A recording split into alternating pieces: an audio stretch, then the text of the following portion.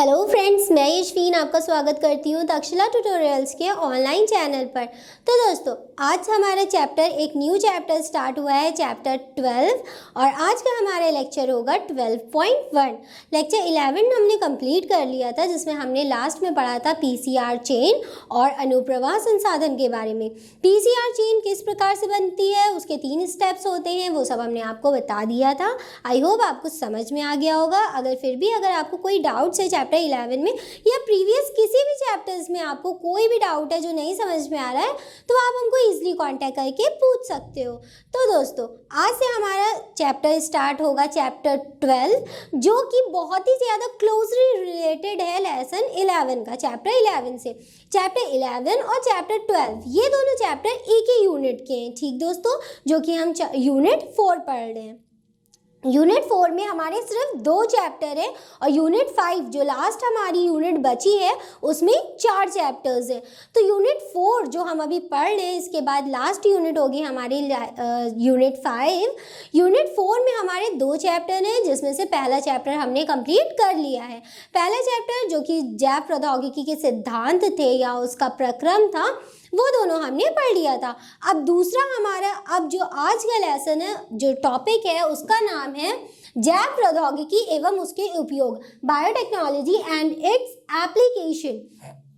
Biotechnology के बारे में तो हमने आपको बता दिया था। जैव प्रौद्योगिकी क्या होती है?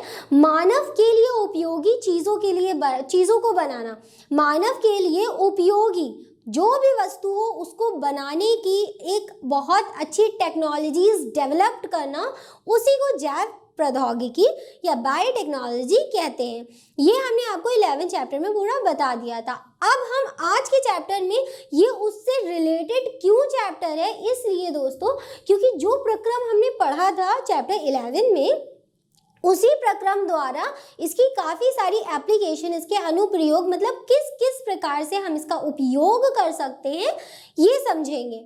तो चलिए दोस्तों, अपना आज का लेक्चर शुरू करते हैं, जिसमें हमारा लेक्चर कौन सा है? 12.1।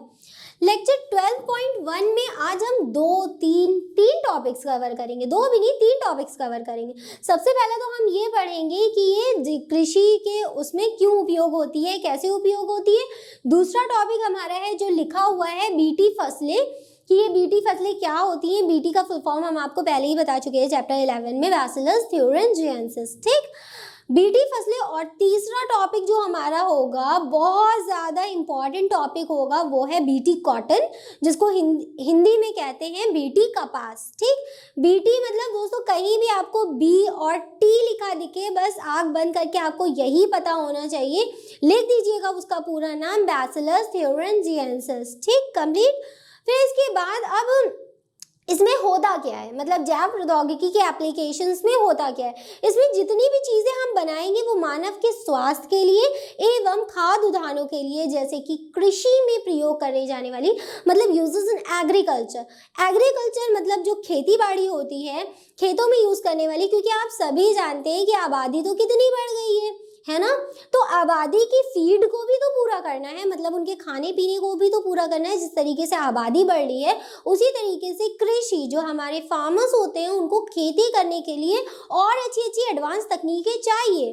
अब देखिए, काफ़ी सारे कीट ऐसे होते हैं जो कि पूरी फसल को डिस्ट्रॉय कर देते हैं, आप सबको पता ही होगा, जैसे कि ग्रास हॉपर्स है, और एक तो बहुत फेमस है जिसको टिड्डी बोलते हैं, है ना। तो ये सब क्या करती है, फसलों को खराब कर देती है, जिसकी वजह से कृषि का तो नुकसान, मतलब जो फार्मर्स होते हैं उनका तो नुकसान होता ही होता है। पूरा जो एग्रीकल्चर खेती होती है वो पूरी तरीके से डिस्ट्रॉय हो जाती है, खराब हो जाती है। तो ऐसा ना हो, इसके लिए जो तकनीकें बनाई गई हैं उसी को हम बायोटेक्नोलॉजी में पढ़ते हैं, बस इतनी सी बात है, ठीक। वो सब क्या होते हैं ये हम आपको लेक्चर्स सारे बताते रहेंगे धीरे धीरे करके। आज के लेक्चर्स में हम आपको बताएंगे बीटी क्रॉप्स, कि मतलब ये जो फसलें होती हैं जो कि ईजिली डिस्ट्रॉय नहीं होती हैं, कीटनाशक का उपयोग नहीं करना पड़ता है इसमें। आप सभी को पता होगा जो फार्मर्स होते हैं वो कीटनाशकों का उपयोग करते हैं। कीटनाशक बहुत केमिकल्स से बनाए जाते हैं जिसके पीछे पॉइजन लिखा होता है कि वो पॉइजनस हैं, मतलब विषैले हैं। अब विषैले हैं तभी तो उस कीट को मार सकते हैं, है ना। तो यही हमारे लिए बहुत ज़्यादा विषाकारी होते हैं, यानी कि विषकारी होते हैं, पॉइजनस हमारे लिए भी होते हैं, क्योंकि कीटनाशक जब एक कीट को मारे दे रहा है तो वो हमको भी तो मार सकता है। वो बने होते हैं केमिकली बने होते हैं, ठीक। केमिकल उनके ऊपर स्प्रिंकल किया जाता है, छिड़का जाता है, जिसकी वजह से वो क्या हो जाते हैं, विषैले हो जाते हैं। लेकिन जो हम बायोटेक्नोलॉजी में बनाते हैं ये कीटों को मार गिराते हैं लेकिन हमको कोई नुकसान नहीं पहुंचाते हैं, ये होता है, ठीक। तो यही हमने आपको बताया कि जो जैव प्रौद्योगिकी होते हैं इसमें मानव के स्वास्थ्य के लिए और मानव की खेती के लिए, मतलब यूजेस इन एग्रीकल्चर में, खेती बाड़ी में बहुत ज़्यादा यूज़ करने के लिए उपयोगी होते हैं। तो चलिए दोस्तों, आपको सबसे पहले बताते हैं जो हमारा शुरू का एक टॉपिक बनता है मेन, कृषि में जैव प्रौद्योगिकी का उपयोग। अब कृषि में किस प्रकार से जैव प्रौद्योगिकी का, पहले देखिए बहुत बड़े बड़े दो टॉपिक्स हैं। पहला हम पढ़ेंगे कृषि में जैव प्रौद्योगिकी के उपयोग, ठीक, जो हम पढ़ने जा रहे हैं कि किस प्रकार से हम इनको यूज कर सकते हैं इन एग्रीकल्चर, मतलब खेती में किस तरीके से यूज कर सकते हैं। और दूसरा हम पढ़ेंगे मानव स्वास्थ्य के लिए, जिसमें हम दवाइयाँ बनाएंगे। अब ऐसा नहीं है कि पूरी पूरी दवाइयाँ इजाद कर देंगे, जो दवाइयाँ बन चुकी हैं, बायोटेक्नोलॉजी के थ्रू बनाई गई हैं, उन्हीं को हमें पढ़ना है और वो किस प्रकार से बनती है ये हमें पढ़ना है, ठीक दोस्तों। तो चलिए, मानव के लिए तो कृषि उपयोग, मानव के लिए तो जैव प्रौद्योगिकी उपयोग हम बाद में पढ़ेंगे। सबसे पहला हमारा एक मेन टॉपिक है वो है कृषि में जैव प्रौद्योगिकी का उपयोग, मतलब uses of biotechnology in agriculture. Biotechnology को हमने किसने यूज किया, एग्रीकल्चर, खेती में यूज किया, कृषि में यूज किया। तो दोस्तों देखिए, खाद्य उत्पादन में वृद्धि हेतु हम 3 संभावनाओं के बारे में सोच सकते हैं। खाद्य उत्पादन मतलब जो खादें मिलाई जाती हैं एग्रीकल्चर के लिए, उसके उत्पादन में हम 3 संभावनाएं, यानी कि जो बायोटेक्नोलॉजी के थ्रू बनाई जा रही है उस पर ध्यान रखिएगा। हम जितनी चीजें आपको पढ़ा रहे हैं वो सब जैव प्रौद्योगिकी के थ्रू बनाई गई है, और जैव प्रौद्योगिकी का प्रक्रम हम आपको चैप्टर 11 में पढ़ा चुके हैं। 3 प्रकार से ये हो सकता है, रसायन आधारित कृषि, ठीक, रसायन मतलब केमिकली बेस्ड। दूसरी होगी कार्बनिक कृषि, मतलब ऑर्गेनिक, कार्बनिक मतलब क्या होगा, ऑर्गेनिक केमिस्ट्री पढ़ते हैं ना सब लोग। कार्बनिक कृषि मतलब ऑर्गेनिक एग्रीकल्चर। और तीसरा ये हो गई हमारी आनुवांशिकता निर्मित या आनुवांशिकता निर्मित फसल आधारित कृषि। ये जेनेटिकली बेस्ड होती है, इसमें क्या करते हैं, हम उनकी जीन ही चेंज कर देते हैं, इसमें जीन चेंज कर देते हैं, जिस वजह से क्या होता है, जब उनके लक्षण बदल जाते हैं, जैसे कि हमने आपको बताया है, ये जब उनके लक्षण बदल जाएंगे तो वो जो बुरा वाला कैरेक्टर होता है वो नहीं अपने आप को प्रकट कर पाता। ये वाला तो कंप्लीट हो गया। फिर उसके बाद बीटी फसलें दोस्तों, इसको इंग्लिश में बीटी क्रॉप्स बोलते हैं। बीटी मतलब यहाँ पे क्या है, ये है बैसिलस thuringiensis, ठीक, बैसिलस thuringiensis, इसको हिंदी में भी यही कहते हैं और इंग्लिश में भी यही कहते हैं। बैसिलस thuringiensis ये एक जीवाणु होता है दोस्तों। बैसिलस का मतलब ही जीवाणु होता है, और जीवाणु की एक किस्म तो नहीं होती है ना, बहुत ज्यादा किस्मों में हमें क्या देखने को मिलते हैं, जीवाणु देखने को मिलते हैं। तो अब पढ़ते हैं बीटी फसलों को, जो कि इसी के अंदर इंक्लूडेड है, ठीक, ये कोई अलग सा टॉपिक नहीं है जो इसके बाहर का हो, नहीं। कृषि में जैव प्रौद्योगिकी का उपयोग, अब ये वाला जो मेन टॉपिक है यही हमारा 2-3 लेक्चर्स तक चलेगा, ओके। बीटी फसलें जैव प्रौद्योगिकी आया ना, बायोटेक्नोलॉजी द्वारा ऐसी फसलें उत्पन्न की जा रही हैं जिनमें कीटनाशकों की आवश्यकता नहीं होती। अब ऐसा क्यों कीटनाशकों की आवश्यकता नहीं होती, जैसे हमने आपको बताया था कि कीटनाशक हमारे लिए बहुत ही ज्यादा उपयोगी नहीं है। क्यों, क्योंकि वो विषैले होते हैं और हमारी बॉडी में जाने के बाद भी वो विष उत्पन्न करते हैं।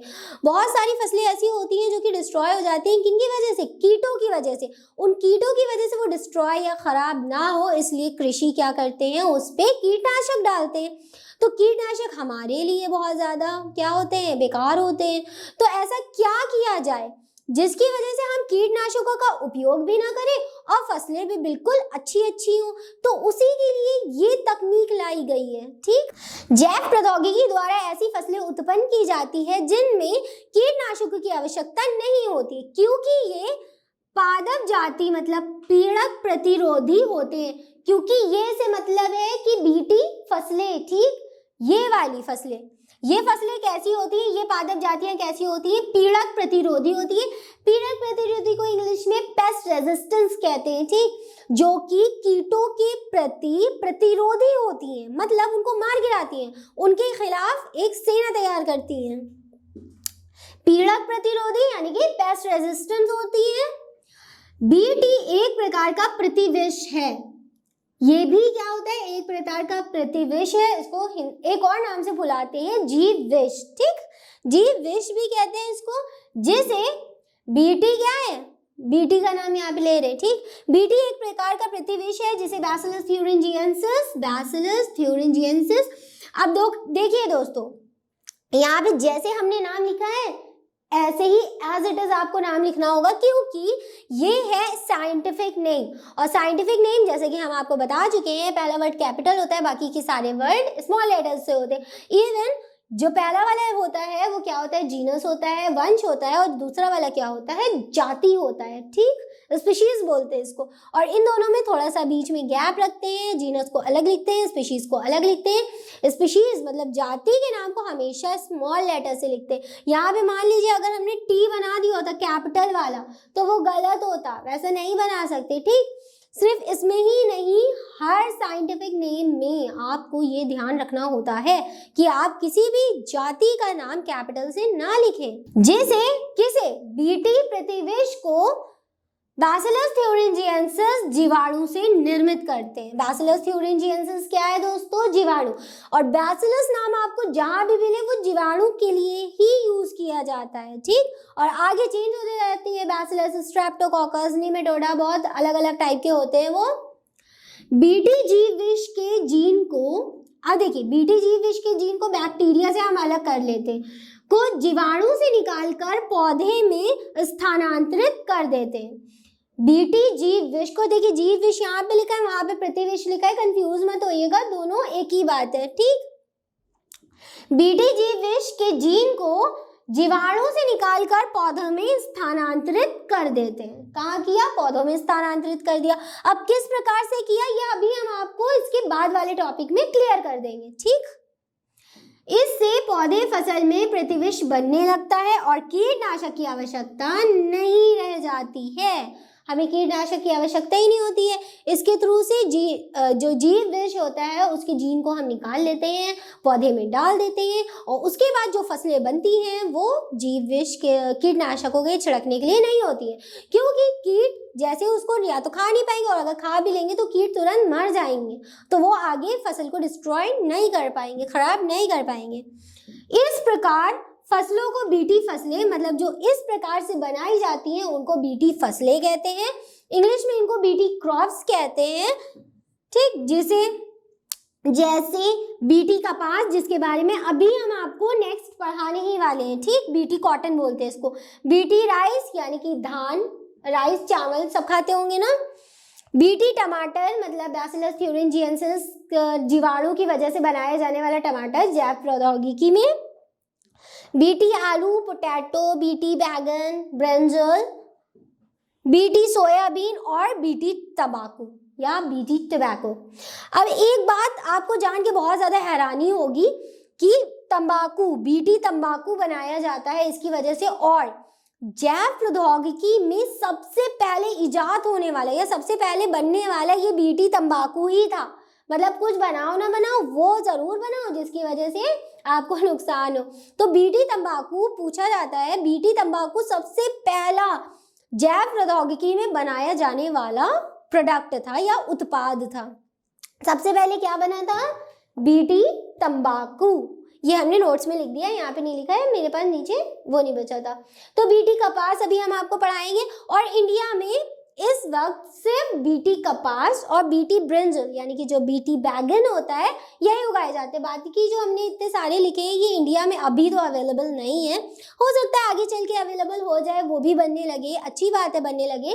जैव प्रौद्योगिकी के थ्रू यही होता है कि ये ना तो हमारे लिए नुकसान होते हैं और कृषि के लिए भी ये बिल्कुल नुकसानदायक नहीं होते, और इसकी फसलें बहुत अच्छी उगती हैं, मतलब बहुत अच्छी ब्रीड होती है उनकी। दोस्तों यहाँ तक कि हमारा बीटी फसल खत्म हो गया। हमने आपको ये बता दिया कि बीटी फसलें क्या होती हैं।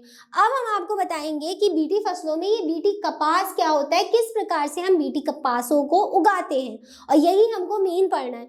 बहुत ज़्यादा इंपॉर्टेंट टॉपिक है ये दोस्तों, बहुत ज़्यादा पूछा जाने वाला टॉपिक है बीटी कपास, या इसको इंग्लिश में बीटी कॉटन पढ़ते हैं। तो चलिए दोस्तों अब पढ़ते हैं बीटी कॉटन के बारे में, देखेंगे वो क्या होती है, कैसे बनाई जाती है, इसका एक डायग्राम भी देखना है हमको कि किस प्रकार से हम इसको बनाते हैं। तो चलिए दोस्तों जल्दी से उसको भी पढ़ लेते हैं और अपना लेक्चर कंप्लीट करते हैं। तो दोस्तों अब हम पढ़ने जा रहे हैं बीटी कपास के बारे में, जिसे इंग्लिश में बीटी कॉटन भी कहते हैं। ये क्या होता है, कैसे बनता है और किस प्रकार से इसका निर्माण होता है, ये भी हम आपको बताते हैं। तो देखिए बीटी के बारे में तो हम आपको बता चुके हैं कि बीटी क्या होता है। बीटी मतलब होता है बैसिलस थ्यूरिंजिएंसिस नाम का बैक्टीरिया। अब देखिए बी हमने कैपिटल लिखा है और टी को स्मॉल लेटर लिखा है। हमेशा ऐसे ही लिखा जाता है, बी और टी को कभी कैपिटल मत लिखिएगा, नहीं लिख दीजिएगा। बी हमेशा कैपिटल से लिखा जाता है और जो टी होता है वो स्मॉल लेटर से लिखा जाता है। बीटी कपास या बीटी कॉटन मतलब जो कॉटन के कपड़े बनते हैं वो किस प्रकार से ये बनता है। बैसिलस थ्यूरिंजिएंसिस नामक जीवाणु ऐसी प्रोटीन का निर्माण करता है जिसमें अनेक प्रकार के कीटों को नष्ट करने की क्षमता होती है। नष्ट करने की क्षमता होती है मतलब उनको खत्म करने की क्षमता होती है। बैसिलस जीवाणु से बना जीव विष कीटनाशक होता है। ये एक प्रकार का कीटनाशक जरूर होता है, लेकिन ये कीटों के लिए ही विषकारी होता है, विषैला होता है, हमारे लिए नहीं। क्यों, अभी आपको बताते हैं। लेकिन जीवाणु में निष्क्रिय रहता है, निष्क्रिय मतलब इनएक्टिव रहता है, कुछ नहीं करता है, और कीट में पहुंचते ही सक्रिय हो जाता है तथा कीट की मृत्यु हो जाती है। इसी प्रकार से दोस्तों हमारे अंदर भी अगर ये जीव विष मतलब बैक्टीरियल थ्यूरिंजिएंसिस नाम का बैक्टीरिया हमारे अंदर जाता है, जब इसका जीव विष, तो हमारे अंदर भी ये इनएक्टिव रहता है, ठीक। लेकिन जो कीट होता है उसके अंदर ये एक्टिव हो जाता है, जिस वजह से मान लीजिए कीट ने थोड़ा सा खाया, जस्ट उसकी गट में मतलब जो उसकी आते होती हैं उसके स्टमक रीजन में ये विष गया। जैसे ही गया उसने कीटनाशक का काम किया, एक्टिव हो गया। एक्टिव मतलब सक्रिय हो गया। सक्रिय होने के बाद क्या किया, तुरंत कीट की मृत्यु हो गई। ये होती हैं बीटी फसलें। अब ये किस प्रकार से बनती हैं, कैसे बनती है, ये हम आपको बताएंगे डायग्राम के थ्रू। पहले ये वाला जो है ये हो गया जीन। कौन सा जीन, बीटी जीन, ठीक। ये क्या है, बैसिलस थ्यूरिंजिएंसिस नाम का जीन। और ये हो गया दोस्तों प्लाज्मिड, ठीक। क्योंकि जब हम बायोटेक्नोलॉजी की प्रोसेस करते हैं उसमें हमें एक वेक्टर चाहिए होता है ना, वो वेक्टर का काम कौन करता है, प्लाज्मिड, जिसको हमने फर्दर कहाँ से लिया था, जीवाणु से ही लिया था। पहले हमने बीटी जीन ले लिया, कहाँ से, बैसिलस थ्यूरिंजिएंसिस नाम के बैक्टीरिया से। उसके बाद हमने एक प्लाज्मिड ले लिया, ठीक। फिर इन दोनों को काट दिया, ये हो गया क्या हमारा बीटी जीन, और ये हो गया प्लाज्मिड। इन दोनों को काटना पड़ेगा, किसके थ्रू काटेंगे, रेस्ट्रिक्शन एंडोन्यूक्लियस एंजाइम के थ्रू। इसको काट दिया, इसको काट दिया, अब इन दोनों को क्या करेंगे, जोड़ देंगे। ये देखिए यहाँ पे ये कटा हुआ है, ये इधर आएगा, ये इधर से आया, इन दोनों को हमने जोड़ दिया, ठीक। कुछ इस प्रकार से जब जोड़ देंगे तो ये क्या बनेगा, रिकॉम्बिनेंट। कॉम्बिनेंट दोस्तों क्या बना, ये प्लाज्मिड बन गया, रिकॉम्बिनेंट प्लाज्मिड। अब इस रिकॉम्बिनेंट प्लाज्मिड को हम एग्रोबैक्टीरियम नाम की बैक्टीरियल सेल में डालेंगे। हमने इसको क्या किया, एक बैक्टीरियल सेल में डाल दिया, ये हो गई एग्रोबैक्टीरियम की बैक्टीरियल सेल। ये हो गया बैक्टीरियल क्रोमोसोम, ठीक। ये बैक्टीरिया का क्रोमोसोम हो गया, और यहाँ पे जो हमने रिकॉम्बिनेंट प्लाज्मिड डाला था वो हम क्या करेंगे, इसके अंदर इंसर्ट कर देंगे। ये देखिए, फिर उसके बाद क्या करेगा, ये अपनी प्रतिलिपिकरण करेगा और प्रतिलिपियां तैयार कर देगा।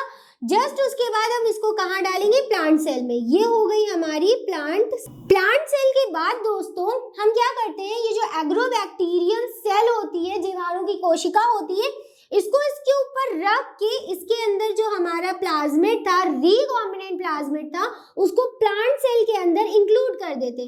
तो देखिए दोस्तों ये कहाँ आ गई, प्लांट सेल के अंदर। ये कहाँ आ गया, प्लांट सेल के अंदर आ गया। जब ये प्लांट सेल के अंदर आ जाएगा, और ये है क्या, बैक्टीरियल क्रोमोसोम। उसके बाद ये वाला जो हमारा जो प्लाज्मिड था, जो कि किससे बना था, बीटी जीन से बना था, वो जाएगा प्लांट सेल के क्रोमोसोम के साथ जाके अटैच हो जाएगा। कैसे अटैच हो जाएगा? ये प्लांट सेल है, ये भी क्या है? प्लांट सेल है, मतलब पादप कोशिका। इसके अंदर जो ये आपको बैक्टीरियल क्रोमोसोम दिख रहा है, ये कुछ इस प्रकार से हो जाएगा। ये हो गई। उसके बाद ऑल्टरनेट पेन से बता देते हैं। उसके बाद यहाँ पर ये देखिए, ये वाला जो जीन है वो उठ के यहाँ पर आ जाता है और अपना लक्षण प्रकट करेगा। अब जब हमने जीन को अंदर डाल दिया तो वो क्या करेगा? अपना लक्षण प्रकट करेगा। तो दोस्तों इसी प्रकार से ये प्रोसेस होती है। एक बार फिर से बता दें इस प्रोसेस को। बीटी जीन सबसे पहले लिया और इधर से लिया प्लाज्मिड, ठीक। इन दोनों को हमने काट दिया रेस्ट्रिक्शन एंजाइम की मदद से। इन दोनों को काटने के बाद हमने इन दोनों को जोड़ दिया। जोड़ने के बाद क्या किया? एक एक्रोबैक्टीरियम नाम की बैक्टीरियल सेल में इसको डाला, जिसमें इसकी थोड़ी बहुत क्लोनिंग हुई। अब इसी बैक्टीरियल सेल से हमने इसको प्लांट सेल में डाला।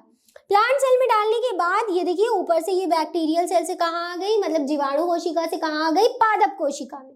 पादप कोशिका में जैसे ही ये प्लाज्मिड आएगा, रिकॉम्बिनेंट प्लाज्मिड आएगा, ये फ्यूज हो जाएगा इसके क्रोमोसोम के साथ, प्लांट के क्रोमोसोम के साथ। जो क्रोमोसोम होंगे प्लांट सेल के, न्यूक्लियस में जाके उसके अंदर फ्यूज हो जाएगा, चला जाएगा। और जाने के बाद ये कुछ इस प्रकार से उसके अंदर जब समा जाएगा, अपना जीन बना लेगा, अपना डीएनए बना लेगा। तो जिस प्रकार का जीन होगा उसी प्रकार का क्या होगा दोस्तों? लक्षण प्रकट होगा। इसी प्रकार से सारी बीटी क्रॉप्स बनाई जाती हैं, बीटी कॉटन बनाई जाती है, बीटी ब्रिंजल बनाई जाती है। ब्रिंजल मतलब बैगन, ये सब बनाया जाता है, ये सब निर्मित किया जाता है जैव प्रौद्योगिकी के थ्रू। तो दोस्तों यहाँ पर हमारी बीटी क्रॉप्स और बीटी कॉटन दोनों कंप्लीट हुई। आज के लेक्चर में बस हमें इतना ही पढ़ना था। अगर आज के लेक्चर में कोई आपके डाउट्स है तो आप वो हमें इजीली कांटेक्ट करके पूछ सकते हो। तो दोस्तों आज के लिए बस इतना ही। मिलते हैं अपनी नेक्स्ट क्लास में। Thank you.